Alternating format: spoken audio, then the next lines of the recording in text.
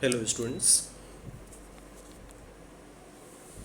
today we are going to study a new poem, Indian Weavers, written by Sarojini Naidu. Now let us try to know about the poet first of all. Sarojini Naidu was born in 1879 and she died in 1949. So she was born as Sarojini Chattopadhyay in Hyderabad. She is also known as the Nightingale of India and was an Indian independence activist and poet.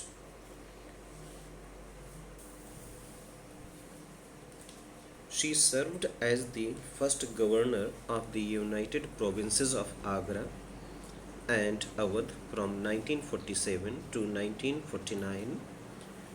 Sarojini Naidu was the first woman to become the governor of an Indian state and was the second woman to become the president of the Indian National Congress.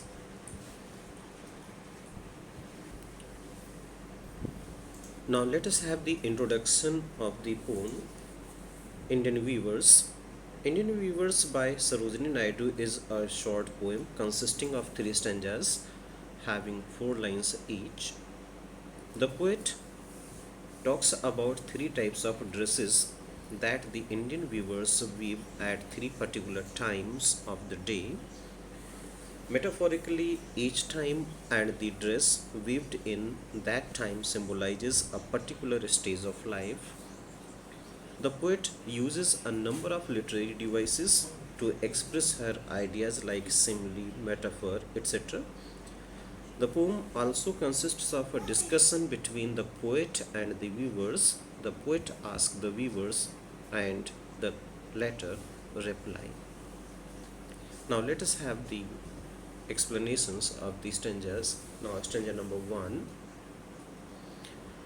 Weavers weaving at break of day, why do you weave a garment so gay?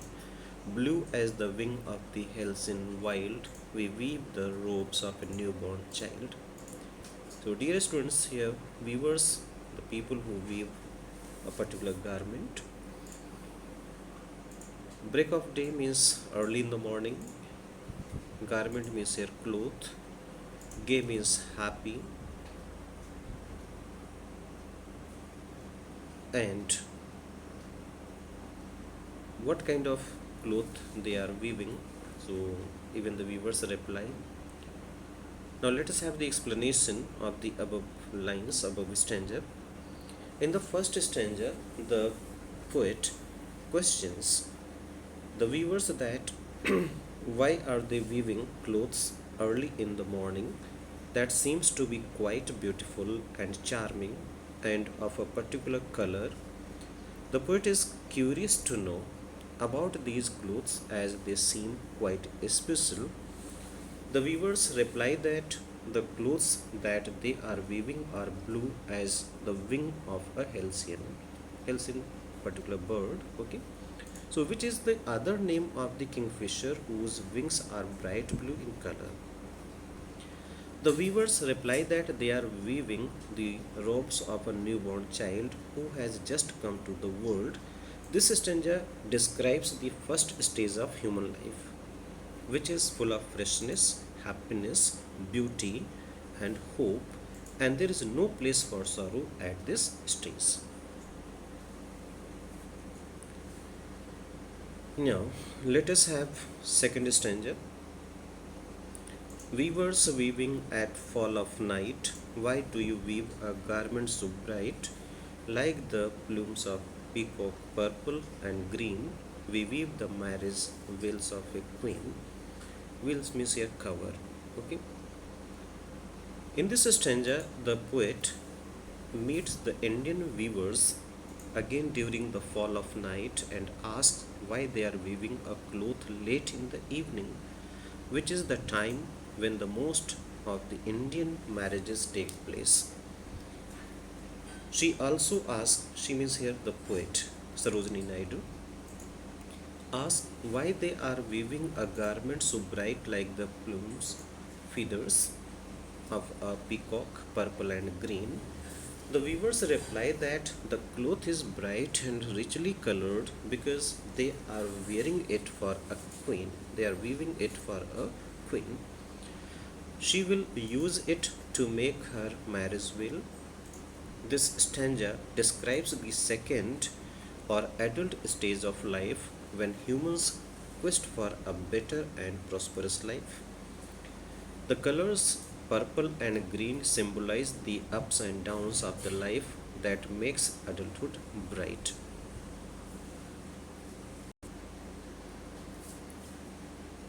Now let us have stanza number 3.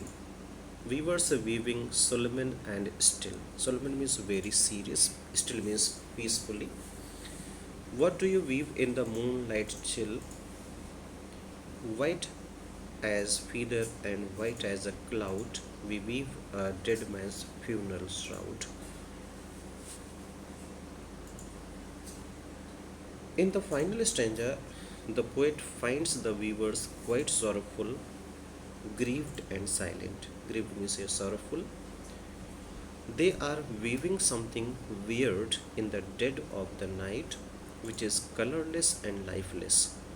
So rather than asking why are they weaving, she asks what are they weaving.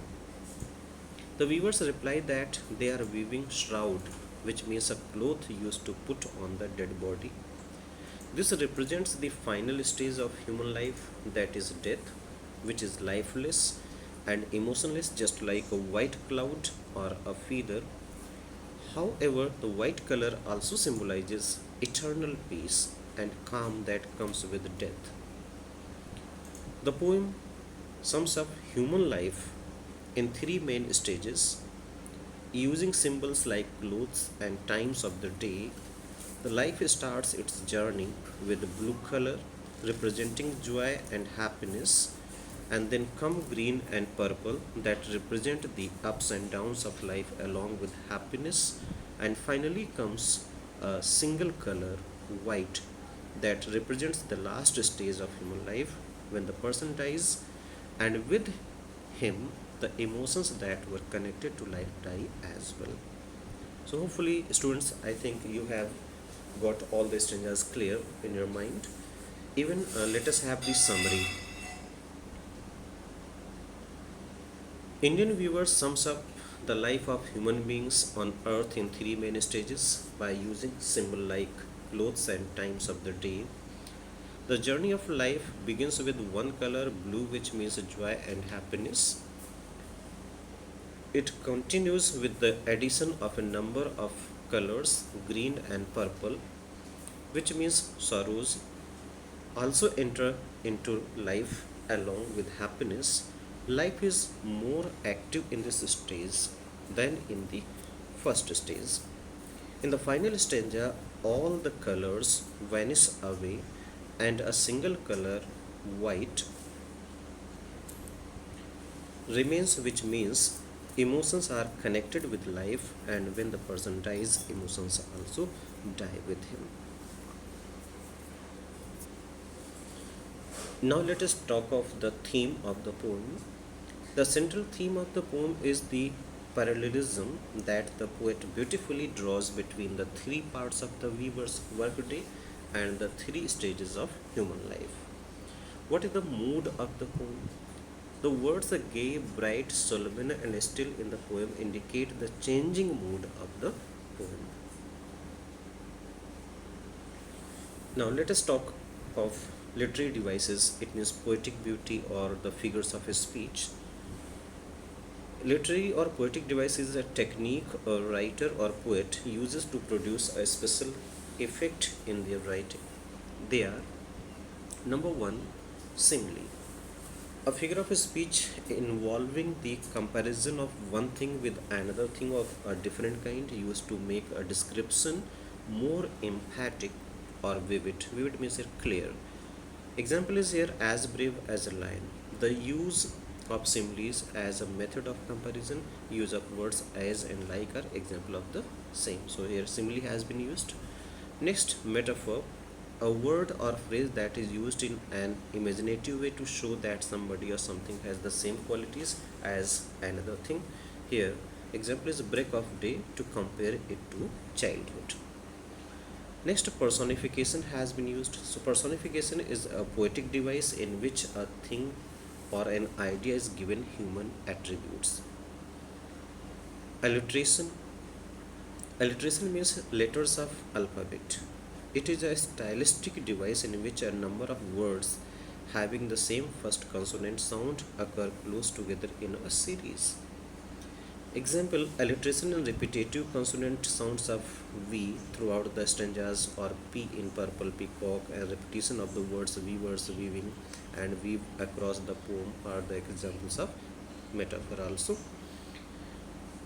Next is imagery. Imagery is the name given to the elements in a poem that spark of the senses. So, despite image being a synonym for picture, images need not be only visual. Any of the five senses, sight, hearing, touch, taste, smell, can respond to what a poet writes. Example is here. The poet has painted the picture of Indian weavers who weaves tirelessly at different times of a day. This poem has been used as an imagery to describe the three stages of human life from birth to death, just as the weavers weave from dawn to night. Next, rhyming scheme. The rhyme scheme of the poem is A A B B C C D D E E F F.